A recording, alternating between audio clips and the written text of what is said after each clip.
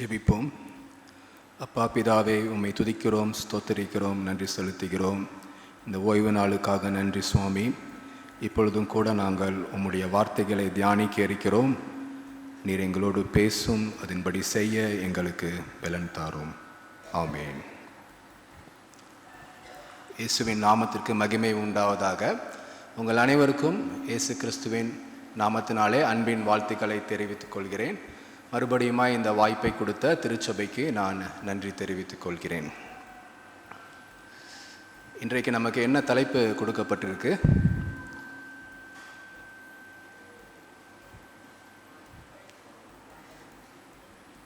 The woman who trusts in Lord, faithful and fearless. Faithful and fearless. ஆண்டவரை நம்புகிற பெண்கள், அவர்களுடைய விசுவாசமும் பயம் அறியாமையும். சில வருடங்களுக்கு முன்பு ஒரு சிறிய பெண், கிரேட்டா தன்பர்க் அப்படின்னு சொல்லிட்டு ஒரு பெண் குழந்தைன்னு கூட சொல்லலாம். அவங்க அந்த விஷயத்தை எடுத்து பேசும்போது 9 வயசு தான். எத்தனை பேருக்கு அந்த நபரை பற்றி கேள்விப்பட்டிருக்கீங்க? கிரேட்டா தன்பர்க் ஸ்வீடன் நாட்டை சேர்ந்த ஒரு சிறு பெண் குழந்தை. அவங்க யுனைடெட் நேஷன்ஸ் அசம்பிளியில் பேசும்போது இந்த கிளைமேட் சேஞ்ச், பருவநிலை மாற்றம், காலநிலை மாற்றம் அப்படின்னு சொல்லி நம்ம எல்லாருமே இன்றைக்கி பேசிகிட்டு இருக்கோம். அதை பற்றி ரொம்ப தைரியமாக உலக தலைவர்களுக்கு சவால் விடும் வகையிலே சில கேள்விகளை அடுக்கினார் கிரேட்டா தன்பர்க். அதாவது இந்த உலகம் கிளைமேட் சேஞ்சினால் அதிகமாக பாதிக்கப்பட்டு கொண்டு இருக்கு. ஆனால் உலக தலைவர்கள் அதை குறித்து பெரிதாக கரிசனையோடு செயல்படவில்லை, அதற்குரிய காரியங்களை செய்யவில்லை, அதை தடுத்து நிறுத்துவதற்கான செயல்களை அவர்கள் செய்யவில்லைன்னு சொல்லி ரொம்ப எதிராக, துணிச்சலாக உலக தலைவர்களுக்கு எதிராக தைரியமாக அந்த பெண் பேசினார். ஸோ கண்டிப்பாக அதுக்கு பெரிய தைரியம் வேணும், பயம் இல்லாமல் அவங்க பேசணும். இன்றைக்கு மனிதர்கள் எதை குறித்து மிகவும் அதிகமாக நாம் பயப்படுகிறோம்? நம்ம எல்லா காரியத்தை குறித்து நமக்கு பயம் உண்டு, சின்ன விஷயத்திலிருந்து பெரிய காரியங்கள் வரைக்கும். ஆனால் ஒரு விஷயம் நம்மளால் அதை தடுக்க முடியாது. அது நடக்கும்போது நம்மளால் அதை நிறுத்தவும் முடியாது. அது யாராக வேணாலும் நீங்கள் இருக்கட்டும், எப்பேற்பட்ட நாடாக கூட இருக்கட்டும், வல்லரசாக இருக்கட்டும், அந்த விஷயம் நடக்கும்போது நம்ம அதை தடுத்து நிறுத்த முடியாது. யாராவது கெஸ் பண்ண முடியுமா? மரணம். ஓகே, கண்டிப்பாக மரணம். ஓகே, மரணம் ஓகே, கண்டிப்பாக அதுவும் ஒரு விஷயந்தான். இயற்கை பேரழிவு. இயற்கை பேரழிவு. இப்போ ரீசெண்டாக போன வாரம் கூட நம்ம ஒரு இடத்துல எரிமலை வெடித்து செதறின வீடியோ நம்ம பார்த்தோம். பூகம்பங்கள் நிறையா, வெனின்சுலா, இப்போ ஜப்பானில் சூறாவளி காற்றுக்கள், பூகம்பத்தை தொடர்ந்து சுனாமி அலைகள், நிறைய வெள்ளம், அது நம்மளுமே நிறையா பார்க்குறோம், சைக்ளோன், வெள்ளம். ஸோ இந்த பெரிய இயற்கை அழிவுகள், பேரழிவுகளை நம்ம ஓரளவுக்கு ப்ரெடிக்ட் பண்ணலாம். ஆனால் அது நடக்கும்போது அதை நம்ம தடுத்து நிறுத்த முடியாது. அது முடிகிற வரைக்கும் நம்ம பேசாமல் உட்காந்து வேடிக்கை தான் பார்க்கலாம். அது எப்பேற்பட்ட நாடாக இருந்தாலும் சரி, எப்பேற்பட்ட நபராக இருந்தாலும் சரி. ஆன்றா இங்கே சங்கீதக்காரர் சங்கீதம் 18ஆம் அதிகாரத்தில் நம்ம வாசிக்க கேட்ட சங்கீதத்தில் இந்த இயற்கை காரியங்களை ஆண்டவரோடு ஒப்பிட்டு அங்கே கூறுவது நாம் பார்க்க முடிகிறது. நீங்கள் சங்கீதம் 18ஆம் அதிகாரத்தை எடுத்துக்கொள்வீர்கள் ஆனால் சில வார்த்தைகளை மட்டும் நான் உங்களுக்கு கோடிட்டு காட்ட விரும்புகிறேன். 7வது வசனத்தில் பூமி அசைந்து அதிர்ந்தது, அஸ்திபாரங்கள் குலுங்கி அசைந்தது. எர்த்குவைக் அதோட நம்ம ரிலேட் பண்ணலாம், பூமி அதிர்ச்சியோட. அவர் நாசியிலிருந்து புகை எழும்பிற்று, அவர் வாயிலிருந்து பட்சிக்கிற அக்கினி புறப்பட்டது. ஸோ அதை நம்ம எதோட ரிலேட் பண்ணலாம்? எரிமலை, வல்கானோ. காற்றின் செட்டைகளை கொண்டு பறந்தார். ஸோ அதிவேகமாக காற்று வீசும்போது அது நம்ம புயல், சைக்ளோன், ஹரிக்கேன், பல்வேறு பெயர்களிலே நாம் அழைக்கிறோம். மேகங்கள் பறந்து விலகிற்று, கல் மலையும் நெருப்பு தழலும் விழுந்தது. Hail ஸ்ட்ராம், heavy rain. அதே மாதிரி நீங்க பார்த்தீங்கன்னா தண்ணீர்களின் மதகுகள் திறவுண்டு பூதலத்தின் அஸ்திபாரங்கள் காணப்பட்டது. ஸோ இங்க சங்கீதக்காரர் ஆண்டவரை இந்த இயற்கையோட, இந்த இயற்கையை படைத்தவர் ஆண்டவர், இந்த இயற்கையை கட்டுப்படுத்துவர் ஆண்டவர். ஸோ மனிதர்கள் நாம் எதை குறித்து மிகவும் அதிகமாக நாம் பயப்படுறோமோ அதை உண்டாக்கினவர், அதை கட்டுப்படுத்துபவர் நம்மளுடைய ஆண்டவர். அப்பேற்பட்ட ஆண்டவர் தான் எனக்கு பலனாக இருக்கிறார் என்று முதல் வசனத்திலே அங்கே சங்கீதக்காரர் சொல்கிறார். பலன் மட்டும் சொல்லல, அடுத்த வசனத்தில் நாம் வாசித்தோம், கண்மலை, கோட்டை, இரட்சகர், தேவன், துருகம், கேடகம், இரட்சண்ய கொம்பு, என் உயர்ந்த அடைக்கலமாயிருக்கிறார். அப்ப இப்பேற்பட்ட வல்லமையுள்ள தேவனை விசுவாசிக்கிற நாம் பயப்படலாமா? பயப்படலாமா? வாசியுங்கள் சங்கீதம் 27ஆம் அதிகாரம் 1வது வசனம்.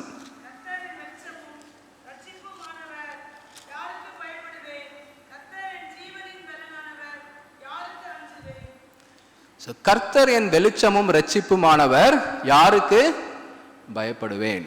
கர்த்தர் என் ஜீவனின் பலனானவர், யாருக்கு அஞ்சுவேன்?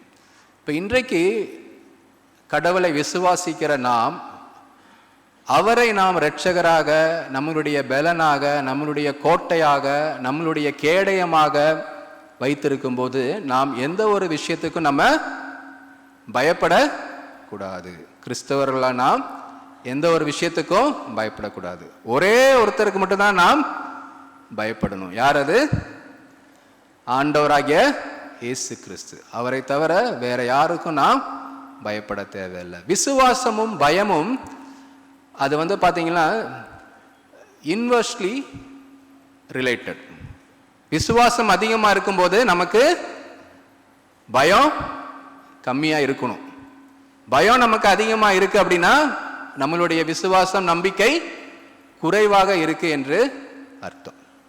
ஸோ இன்றைக்கும் கூட நம்ம வாசிக்க கேட்ட பகுதிகளில் இருந்து தேவனை விசுவாசிக்கிற பெண்கள் குறிப்பாக எவ்வாறு அவர்கள் ஆண்டோர் மீது நம்பிக்கை வைத்து பயமில்லாமல் அவர்கள் வாழ்ந்தார்கள், பயமில்லாமல் ஆண்டவருக்காக ஊழியம் செய்தார்கள் என்பதை நாம் இன்றைக்கு சிந்திக்க இருக்கிறோம்.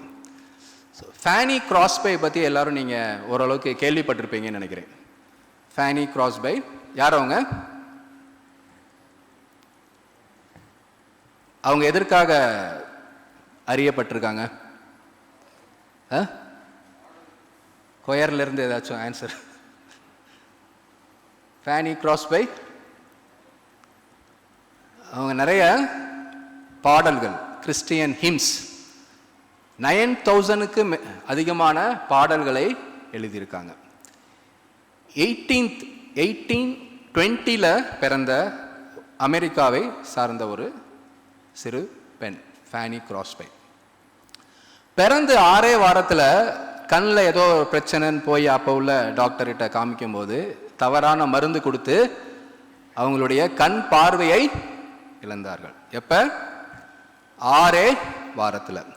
6 மாசத்துல தகப்பனார் இறந்து போயிறார். இன்றைக்கு உள்ள சூழ்நிலையில் கூட இது எவ்வளோ ஒரு கஷ்டமான விஷயம்னு நமக்கு தெரியும். ஒரு தகப்பன் இல்லாமல் ஒரு பெண் குழந்தையை வளர்ப்பது எவ்வளோ ஒரு கஷ்டமான விஷயம் அப்படின்னு தெரியும். கிட்டத்தட்ட 200 வருஷத்துக்கு முன்பாக 6 வாரத்தில் பார்வையை இழந்த அவங்க 6 மாசத்துல தகப்பனை இழக்கிறாங்க. அதுக்கப்புறம் தாய் மற்றும் பாட்டியோட பராமரிப்பில் தான் அவங்க வந்து வளர்றாங்க. கண் பார்வை இல்லாட்டினாலும், தகப்பன் இல்லாட்டினாலும், குடும்ப சப்போர்ட் இல்லாட்டினாலும் அவங்க ஆண்டவர் மீது விசுவாசம் வைத்து இன்றைக்கும் அவர் எழுதின பாடல்களை நாம் பாடிக்கொண்டிருக்கிறோம். ஏதாச்சும் 1-2 பாட்டு சொல்ல முடியுமா அவங்க எழுதின பாடல் ஆங்கிலத்தில்? அதை நம்ம மொழிபெயர்ப்பு செய்தும் தமிழ்லேயே நம்ம பாடுறோம். பிளஸ்ட் அஷூரன்ஸ், இந்த பாட்டு கேள்விப்பட்டிருக்கீங்களா? பிளஸ்ட் அஷூரன்ஸ் நம்ம நிறைய பாட கூட செஞ்சுருப்போம்னு நினைக்கிறேன் சில வேளைகளில். ஸோ அது மாதிரி நிறைய பாடல்கள், pass me not O gentle Saviour, நிறைய ஆங்கில பாடல்கள். அப்போ இவ்வளோ அவங்களுக்கு ஒரு லிமிட்டேஷன்ஸ், பலவீனங்கள் இருந்தாலும் ஆண்டவர் மீது விசுவாசம் வைத்ததினால் தைரியமாக ஆண்டவருக்காக அவர்கள் ஊழியம் செய்தார்கள். முதலாவது நாம் வாசிக்க கேட்ட நற்செய்தி பகுதியை எடுத்துக்கொள்வோம். மத்தேயு எழுதின சுவிசேஷம் 15வது அதிகாரம். இந்த பகுதி வந்து நம்ம அநேக வாரங்களில் அது வந்து ஒரு ரீடிங் பேசேஜாக நமக்கு இருந்திருக்கு இல்லையா?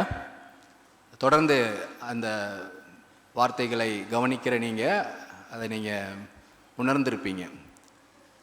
ஒரு கானானிய ஸ்திரீயோட சிறு பெண் குழந்தை பிசாசினால் கஷ்டப்பட்டு கொண்டிருக்கும்போது ஆண்டவர் வந்து இஸ்ரவேல் அந்த நாட்டுக்கு மேலே இருக்கிற, இன்றைக்கு லெபனான் இன்னைக்கு ரொம்ப அதிகமாக சண்டை நடந்துட்டு இருக்கு, லெபனான் இஸ்ரேல்.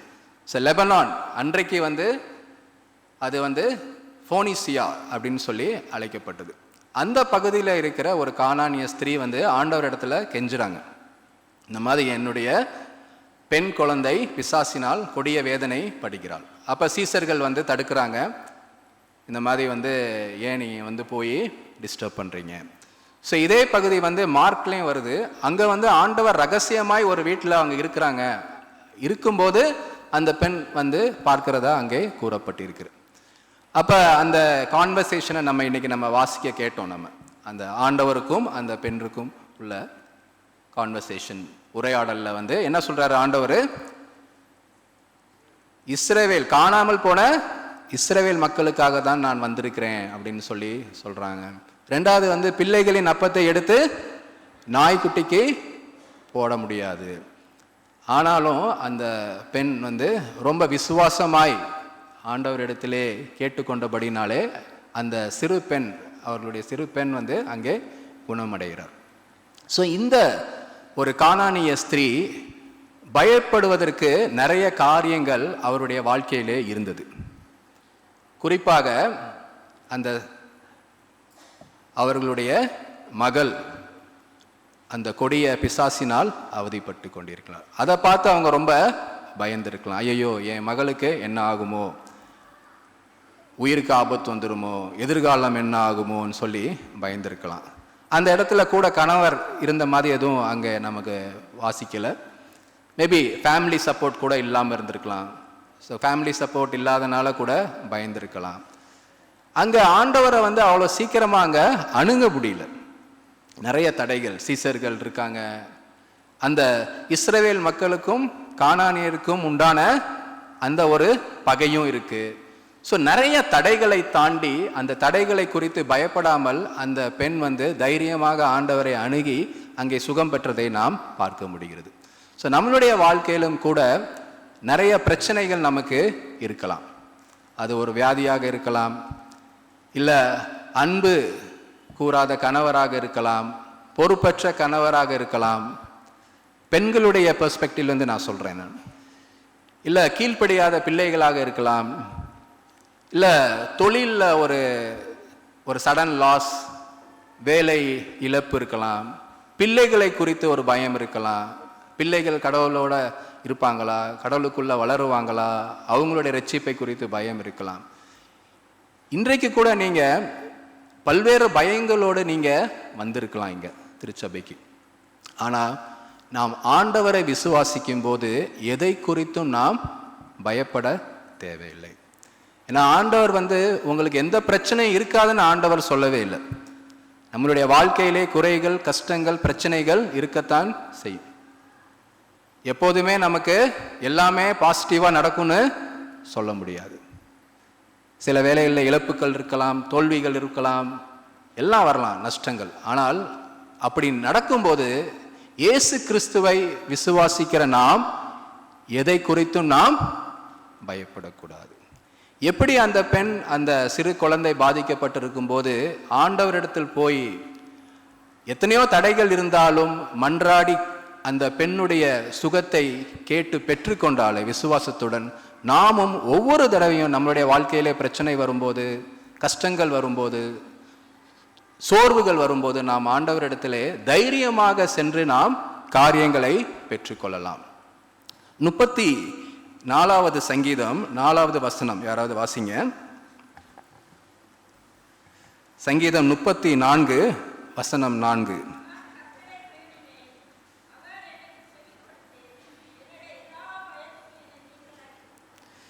நான் கர்த்தரை தேடினேன், அவர் எனக்கு செவி கொடுத்து என்னுடைய எல்லா பயத்துக்கும் என்னை நீங்களாக்கி விட்டார். அதே வாசிக்க கேட்ட சங்கீதம் 18ஆம் அதிகாரத்திலே நாம் பார்க்கிறோம், நெருக்கத்திலே நான் கர்த்தரை நோக்கி கூப்பிட்டேன், என் தேவனை நோக்கி நான் அபயமிட்டேன். அதுக்கு என்ன ரெஸ்பான்ஸ், பதில் கிடைச்சிருக்கு? அவர் என்னை விசாலமான இடத்திலே, அந்த சங்கீதத்தை நீங்க தொடர்ந்து வாசிப்பீங்கன்னா, என்னை விசாலமான இடத்திலே கொண்டு போய், இங்க நெருக்கத்திலே நோக்கி கூப்பிட்டேன்னு சொல்ற அப்படி சங்கீதக்காரர். அடுத்து அதுக்கு தொடர்ந்து நீங்க வாசிக்கும் போது, என்னை விசாலமான இடத்திலே கொண்டு போய் கர்த்தர் என் மேல் பிரியமாய் இருந்தபடினால் என்னை தப்புவித்தார். எனவே அன்பான சகோதர சகோதரிகளே, கிறிஸ்துவ வாழ்க்கை எளிதான வாழ்க்கை அல்ல. சொல்லப்போனா உலகத்தாரை விட நமக்கு தான் அதிகமான பிரச்சனைகள், சோதனைகள், சவால்கள் நமக்கு வரும். ஆனால் ஒவ்வொரு நேரத்திலையும் நாம் பயப்படாமல் ஆண்டவர் மீது இன்னும் அதிகமாய் ஆண்டவரை விசுவாசித்து அவருடைய காரியங்களை நாம் செய்ய வேண்டும். ஏன்னா ஆண்டவர் நிறைய இடத்துல சொல்றதை நம்ம பார்க்குறோம். மத்தேயுல கூட நம்ம பார்க்குறோம், ஆண்டவர் சொல்றாரு, அற்ப விசுவாசிகளே ஏன் கவலைப்படுறீங்க, ஏன் பயப்படுறீங்க? ஸோ ஆண்டவர் இதுதான் திருப்பி திருப்பி சொல்றாரு. உங்க விசுவாசம் என்ன ஆச்சுன்னு தான் ஆண்டவர் நம்மளை குறித்து கேட்கிறார். அடுத்ததாக நாம் வாசிக்க கேட்ட ரோமர் எழுதின நிருப பாடத்தை நாம் எடுத்துக்கொள்வோம். ரோமர் 16ஆம் அதிகாரத்திலே இங்க பவுல் ரோமர் திருச்சபைக்கு இந்த நிருபத்தை அவர் எழுதுகிறார். அவர் இன்னும் அங்கே போல, அந்த திருச்சபைக்கு நேரில் போய் அவர் ஊழியம் செய்யலை. பட் அதற்கு முன்பாகவே அவர் எழுதுகிற ஒரு நிருப பாடம் தான் இது. இங்க அந்த நிருபம் கடிதத்திலோட கடைசி பகுதியில், கடைசி அதிகாரத்தில் அவர் அநேகரை குறித்து வாழ்த்துகள் சொல்றார் இல்லையா? நிறைய பேர் இன்னைக்கு நம்ம வாசிக்க கேட்டோம். இந்த அதிகாரத்தை நாம் வாசித்து நாம் இன்றைக்கு கேட்டோம். அநேக பேர்கள், கிட்டத்தட்ட 30க்கும் மேற்பட்ட பேர்கள் அங்கே குறிக்கப்பட்டிருக்கிறது. அதுல பார்த்தீங்கன்னா பெண்களுடைய பேர்கள் எத்தனை இருக்கு?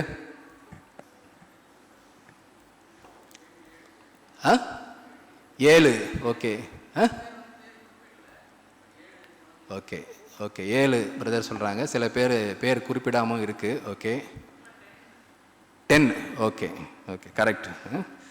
ஸோ நீங்க பார்த்தீங்கன்னா அந்த பேர்களை நான் மறுபடியும் படிக்கிறேன். ஸோ 1வது வசனத்தில் பேபேயால் அவங்க பவுலுடைய ஊழியத்துக்கு ஆதரவாய் இருந்திருக்காங்க. அதை தொடர்ந்து பிரிஸ்கில்லா அக்கில்லா பற்றி நம்ம அநேகருக்கு நமக்கு தெரியும், அப்போஸ்தலரில் நம்ம படிச்சிருக்கோம். உடன் ஊழியக்காரங்க, அதாவது அவர்கள் என் பிராணனுக்காக தங்கள் கழுத்தை கொடுத்தவர்கள். அதாவது பவுல் சொல்றார், என்னுடைய உயிரை காப்பாற்றுவதற்காக தங்களுடைய உயிரையும் கொடுக்க அவர்கள் தயாராக இருந்தார்கள். அதை தொடர்ந்து பிரயாசப்பட்ட மரியாள் 6வது வசனத்துல, காவலில் என் கூட இருந்த யூனியாவின் 7வது வசனத்துல பார்க்கிறோம். 12வது வசனத்துல திரிபேனால், திரிபோசால், பெர்சியால், ரூபேயின் தாய் 13வது வசனத்துல. அதே மாதிரி நீங்க தொடர்ந்து பார்த்தீங்கன்னா யூலியால் 15வது வசனம் நேரேயின் சகோதரி. இப்ப இந்த இடத்துல பவுல் இது வந்து பார்த்தீங்கன்னா அந்த ஃபஸ்ட்டு சர்ச் உருவான காலகட்டம், முதலாவது செஞ்சுரி. ஆண்டவர் மரித்து உயிர்த்தெழுந்து போனதுக்கப்புறம் அப்போஸ்தலர்கள் வந்து திருச்சபையை நிறுவிட்டு வராங்க. அந்த காலகட்டத்தில் கிட்டத்தட்ட நம்ம வாசிக்க கேட்ட இதில் 1/3, கிட்டத்தட்ட 30க்கும் மேற்பட்ட பேர்கள் அங்கே இருக்குது. அதில் 1/3 வந்து பெண்களை அங்கே பவுல் குறிப்பிடுகிறார். இப்போ இன்றைக்கும் கூட நம்மளுடைய திருச்சபையிலும் சரி, பொதுவாக கிறிஸ்துவ சபைகளிலே பெண்களுடைய பங்களிப்பை நாம் அதிகமாக பார்க்க முடிகிறது இல்லையா? இப்போ நம்ம கவுண்ட் பண்ணால் கூட ஐ மே பி ராங் ஆல்சோ, பெண்கள் அதிகமாக இங்கே இருக்கிறதுக்கு எண்ணிக்கையில் கூட இருக்கிறதுக்கு வாய்ப்பு இருக்குது. பொதுவாக எந்த ஒரு மீட்டிங்னாலும் சரி, குறிப்பாக வந்து மீட்டிங்ஸ் பிட்வீன் சண்டே இல்லையா, ஒரு ஜப கூட்டமாக இருக்கட்டும், இல்லை ஒரு உபவாச கூட்டமாக இருக்கும், யாரோட அட்டண்டன்ஸ் அதிகமாக இருக்குது? பொதுவாக வந்து பெண்களுடைய பங்கேற்பு தான் வந்து அதிகமாக இருக்குது. ஸோ நம்முடைய திருச்சபையிலும் கூட நம்ம பார்த்துருக்கோம், உமன் ஃபெலோஷிப் மூலமாக அநேக காரியங்களை அவர்கள் வந்து செய்து கொண்டிருக்கிறார்கள்.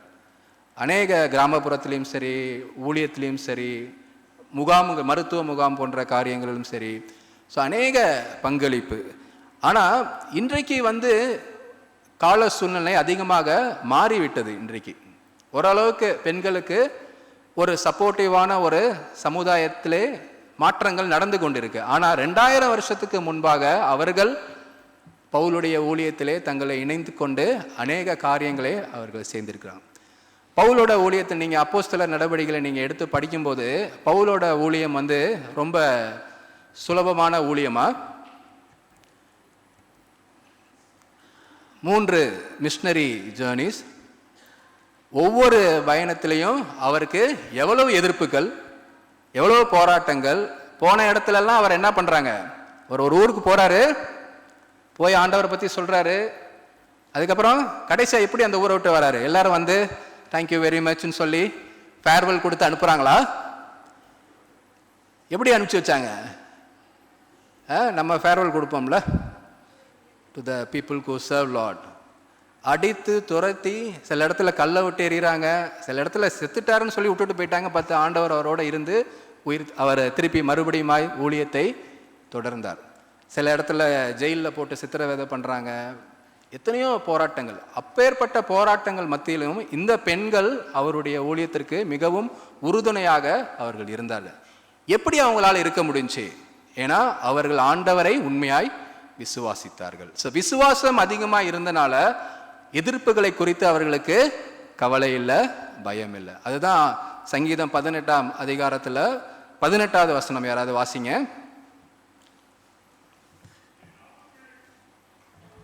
வாசிங்க.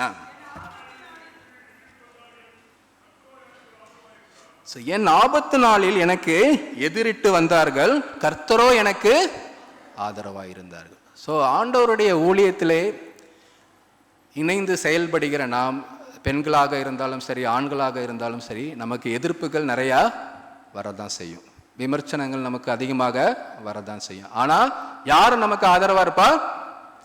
கர்த்தர் நமக்கு ஆதரவாக இருப்பார். அதனால் நம்ம யாரை குறித்து நம்ம பயப்பட தேவையில்லை, எதை குறித்து நாம் பயப்பட தேவையில்லை. தொடர்ந்து ஆண்டவர் மேல் அதிகமாய் நாம் விசுவாசம் வைத்து அவருடைய ஊழியத்தை தொடர்ந்து நாம் செய்ய அழைக்கப்பட்டிருக்கிறோம்.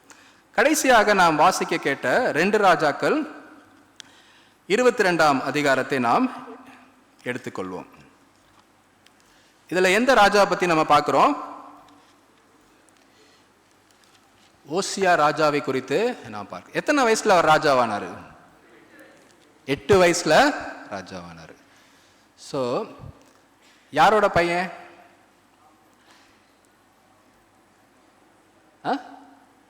கரெக்ட், யாரோ சொன்னாங்க, ஆமோன். ஓகே, ஆமோனோட அப்பா யாரு? மனாசே. மனாசையோட அப்பா யாரு? எசேக்கியா. Okay, very good. எல்லாம் Bible study. I think last week தான் இந்த பைபிள் ஸ்டடி தான் நடந்துச்சுன்னு நினைக்கிறேன், இதே பகுதி. சரி, நீங்கள்லாம் பைபிள் ஸ்டடி அட்டன் பண்ணீங்களா? Okay, very good. பட் நான் இந்த ஆக்சுவலி 2 ராஜாக்கள் கரெக்டாக இந்த அதிகாரங்கள் தான் நினைக்கிறேன், 21வது அதிகாரம் வரைக்கும். ஸோ இதில் இந்த 4 பேரில் யார் நல்ல ஆண்டவருக்கு பயந்து செயல்பட்டது? ஓசியா ராஜா, அஃப்கோர்ஸ். யோசியாவோட எசேக்கியா.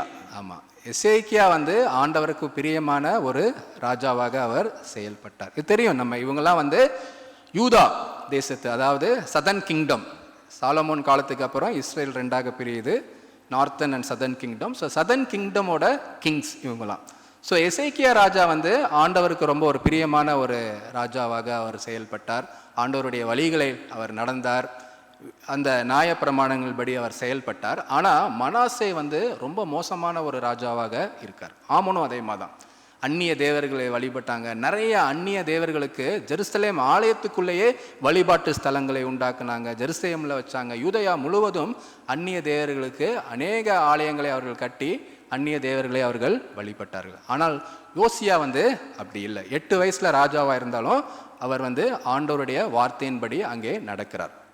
அவர் வந்து சொல்றாரு, ஒரு சிலரை அனுப்புறாரு. அவருடைய செக்ரட்டரி, ஓசியா ராஜாவோட செக்ரட்டரி யாரு? இதுல தமிழ்ல ரொம்ப தூய தமிழ்ல எழுதியிருக்கு. செக்ரட்டரியோட தமிழாக்கம் இங்க என்ன கொடுத்துருக்கு? சம்பிரதி. சம்பிரதினா செக்ரட்டரி, செயலாளர். ஓகே. சாப்பானை வந்து ஆலயத்துக்கு அனுப்புறாரு. ஆலயத்துக்கு போய் நீ வந்து இந்த ஆலயம்லாம் கொஞ்சம் பழுதடைந்திருக்கு, அதை வந்து சரி பண்ணணும், அதை வந்து கொஞ்சம் புதுப்பிக்கணும்னு சொல்லி அங்கே உள்ள ஆட்களை வைத்து நீ அதை பண்ணு அப்படின்னு சொல்லி அனுப்புறாரு. அப்போ போய் அங்கே ஆலயத்தோட பிரதான ஆசாரியர் யாரு? இல்கியா. இல்கியான்னு சொல்லி பிரதான ஆசாரியர். ஸோ ஆலயத்தை சுத்தம் பண்ணும்போது அந்த இல்கியா பிரதான ஆசாரியர்கிட்ட என்ன கிடைக்குது? கையில் நியாயப்பிரமாண புஸ்தகம் கிடைக்குது. அப்போ அவர் போய் அந்த ராஜா கிட்ட கொடுக்குறாரு, இந்த மாதிரி நியாயப்பிரமாண புஸ்தகம் இது வந்து நம்ம ஆலயத்தில் இருந்துச்சு, ஓகே இதை வாசி அப்படின்னு சொல்லும் போது அந்த ராஜா அந்த இடத்துல என்ன பண்றாரு? மனம் கசந்து அழுகிறாரு. ஆண்டவருக்கு முன்னாடி தன்னை தாழ்த்துறாரு, ட்ரெஸ்ஸை கிழிச்சுக்கிறாரு. ஏன் அப்படி பண்ணாரு? நம்மளுடைய முன்னோர்கள் இதன்படி நடக்கலையே, ஆண்டவருக்கு விரோதமாக அநேக பாவங்களை என்னுடைய அப்பாவும் என்னுடைய தாத்தாவும் நிறைய செஞ்சு வச்சிருக்காங்களே, ஆண்டவர் என்ன பண்ண போறாரோ, இதுல நிறைய இந்த பாவங்களுக்கு என்ன மாதிரி தண்டனையும் இதுல வந்து கொடுக்கப்பட்டிருக்கே. சார், நம்ம வேதத்தை நம்ம வாசிக்கிறோமா? முதல்ல வேதத்தை எத்தனை பேர் வேதத்தை டெய்லி வாசிக்கிறீங்க? நீங்க எதுவும் கையை தூக்க வேணாம். டெய்லி நம்ம வேதத்தை வாசிக்கிறோமா? வேதத்தை வாசிக்கும் போது ஆண்டவருடைய வார்த்தை நமக்குள் கிரியை செய்தார். இங்க ஓசியா ராஜா அந்த வசனத்தை கேட்கும்போது அவர் வந்து தன்னை தாழ்த்தி மனம் கசந்து அழுகிறாரு.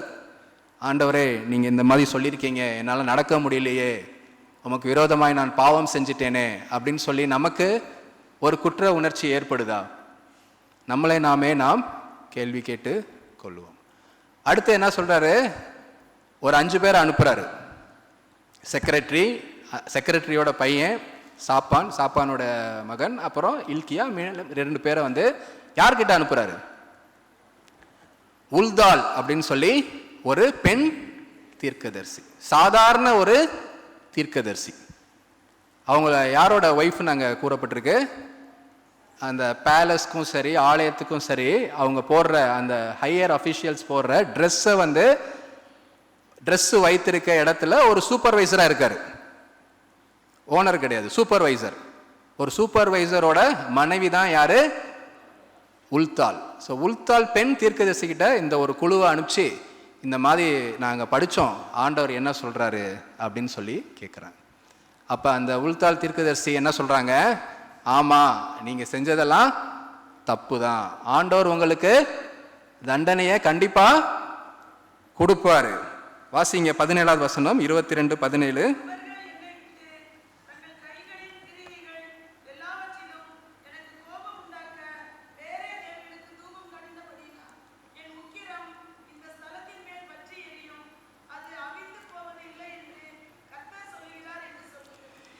என் உக்கிரம் இந்த ஸ்தலத்தின் மேல் பற்றி எரியும். அது அவிந்து போவது இல்லை. இப்ப நம்ம ஆண்டவரை விட்டுட்டு உலக காரியங்கள் பின்னாடி நம்ம போய்கொண்டு இருக்கிறோமா? வேறு கடவுள்களை நாம் வழிபடாவிட்டாலும் ஆண்டவரை விட அதிகமாக மற்ற காரியங்களுக்கு நம்மளுடைய வாழ்க்கையிலே அதிக முக்கியத்துவம் கொடுத்து அதை நம்ம ஒரு ஐடலாக, அது நம்மளுடைய வேலையாக இருக்கலாம், பணமாக இருக்கலாம், பொருளாக இருக்கலாம், உள்ள ஒரு நபராக இருக்கலாம். இங்க என்ன கூறப்பட்டிருக்கு? அந்த மாதிரி இருந்தா வேறே தேவர்களுக்கு தூபம் காட்டினபடியினால் என் உக்கிரம் இந்த ஸ்தலத்தின் மேல் பற்றி எரியும் அப்படின்னு சொல்லி அங்க அந்த ஐவர் குழு கிட்ட வந்து அந்த சாதாரண ஒரு பெண் தீர்க்கதரிசி அங்கே சொல்றாங்க. அது மட்டுமல்ல, தொடர்ந்து நீங்க கேட்கும்போது, ஆனா நீ வந்து ஆண்டவர் இடத்துல உன்னை தாழ்த்தி நீ மனம் வருந்தி நீ மன்னிப்பு கேட்டதுனால இது உன்னுடைய காலத்துல நடக்காது, ஆனா உனக்கு அப்புறம் இது கண்டிப்பாக நடக்கும். இப்ப எவ்வளவு நீங்க யோசிச்சு பாருங்க, ஒரு சாதாரண ஒரு சூப்பர்வைசரோட மனைவி, ஆனா ஆண்டவருடைய தீர்க்கதரிசி, ஒரு ராஜா அனுப்புறாரு. கொஞ்சம் கூட பயம் இல்லாம ஆண்டவர் சொன்ன வார்த்தைகளை மாற்றாமல், அவங்களுக்கு ஏற்றவாறு அதை மாற்றாமல் ஆண்டவர் சொன்னதை சொன்னபடி சொல்வர்கள் தான் தீர்க்கதரிசி. இப்ப இன்றைக்கு எப்படி தீர்க்கதரிசிகள் இருக்கிறார்கள் நம்மளுடைய நாட்டில் என்பது மிகவும் ஒரு கவலைக்குரிய காரியமாக இருக்கிறது. இன்றைக்கு வந்து நிறைய ப்ராஃபட்ஸ் இன்னைக்கு இருக்கிறாங்க, நிறைய ப்ரீச்சர்ஸ் இருக்கிறாங்க, ஆனால் ஆண்டவருடைய வார்த்தையின்படி அவர்கள் போதிக்கிறார்களா? இன்றைக்கு நிறைய ப்ராஃபட்ஸ் வந்து அதிகாரத்தில் இருக்கிறவங்க கிட்ட, அரசாங்கத்தில் உயர் பதவியில் இருக்கிறவங்க கிட்ட எப்படி இருக்க விரும்புகிறாங்க? நெருக்கமாக நண்பர்களாக இருக்கணும்னு விரும்புகிறாங்க இல்லையா? நம்ம நாடுன்னு இல்லை, நீங்கள் எல்லா நாட்டிலையும் நீங்கள் போய் பாருங்க. அவர்கள் செய்கிற குற்றம் குறைவுகளை எல்லாம் வந்து சொல்லி காட்ட மாட்டாங்க. ஆண்டவர் உங்களை ஆசீர்வதிப்பார், நீங்க வந்து இன்னும் பெரிய வெற்றிகளை பெறுவீர்கள், இப்படியெல்லாம் பேசி ஏன் அவங்களுடைய ஊழியத்தை காப்பாத்திக்கணும், அவங்க சேர்த்து வச்ச சொத்தை காப்பாத்திக்கணும். ஆனா இங்க இந்த ஒரு சாதாரண ஒரு பெண் தீர்க்கதரிசி உள்தால் அவங்க என்ன சொல்றாங்க? தேவனுடைய கோபம் பற்றி எரியும். அப்போ ஆண்டவருடைய வசனம் வந்து, அஃப்கோர்ஸ் ஆண்டவருடைய வசனத்தில் நிறைய வார்த்தைகள் நமக்கு ஆறுதலாக இருக்கு, நிறைய ப்ராமிஸ் வேர்சஸ் இருக்கு. மாசம் மாசம் இப்போ ப்ராமிஸ் வேர்சஸ் எல்லாம் வேற சொல்றாங்க. ஆனா ஆண்டவருடைய வசனம் நமக்கு எதற்கு முக்கியமாக கொடுக்கப்பட்டிருக்கிறது என்பதை நாம் உணர்ந்து பார்க்க வேண்டும். 2 தீமோத்தேயு 3ஆம் அதிகாரம் 16-17 வசனங்களை வாசிங்க.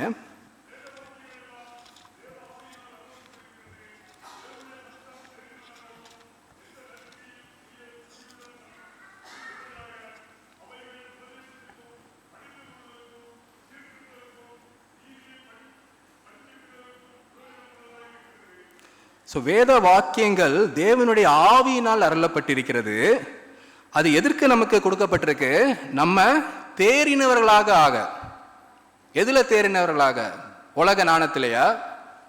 இல்லை நம்ம உலகத்தை, நம்ம பணத்தை சேர்த்து வச்சு சொத்து சேர்த்து வச்சு அதுல பெரிய ஆளாகிறதுக்கா?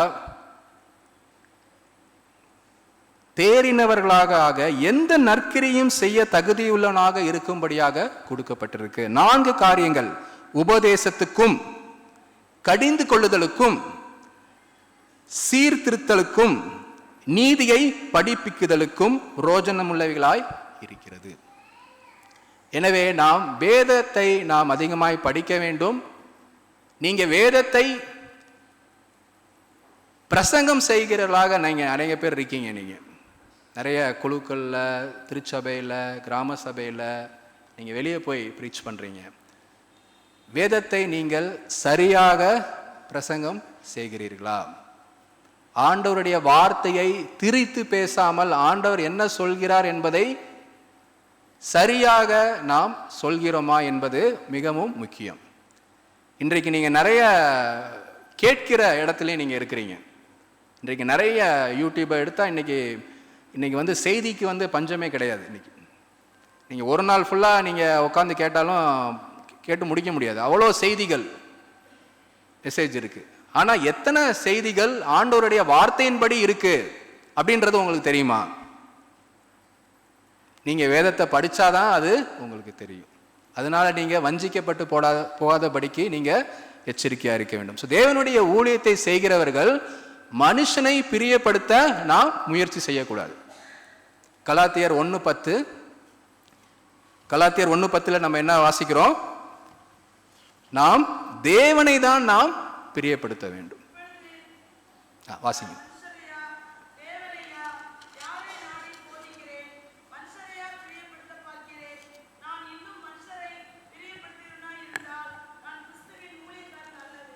அப்ப தேவனுடைய ஊழியக்காரர்கள் நாம் யாரை பிரியப்படுத்த வேண்டும்?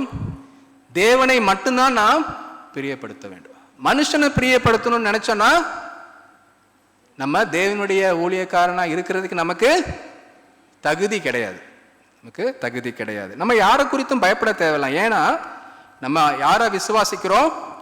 ஆண்டவரை விசுவாசிக்கிறோம். கடைசியாக சங்கீதம் 56 நான் ஒரு வசனத்தை மட்டும் வாசித்து நான் முடிக்கிறேன். சங்கீதம் 56 எடுத்துக்கோங்க. அதுல வந்து 4வது வசனம்.